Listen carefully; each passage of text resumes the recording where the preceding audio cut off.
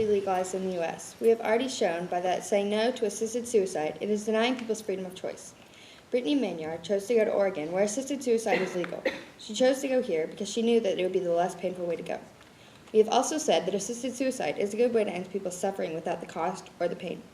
People that are dying because of an illness are usually in a lot of pain, and so is their family. The medical costs are also through the roof.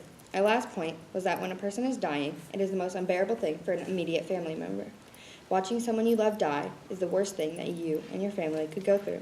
Watching them suffer is heartbreaking. We'd also like to point out that assisted suicide is often said no to because of religious reasons, and by saying no just because of your religious preferences is bad. Just because you don't believe something is right, that doesn't mean you have the right to keep somebody on this earth that is suffering. We interviewed Mr. Hicks, our Prairie View history teacher.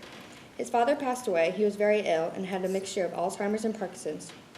He had been in and out of nursing homes for a few years, and while he was in the nursing home, he hated it. Finally, he decided he didn't want to live anymore. With assisted suicide not being legal in the U.S., he stopped taking his medicine. After doing this for about 2 weeks, he passed away. We continued to ask Mr. Hicks questions, and one of my questions was if he would call this the hardest thing he had to go through.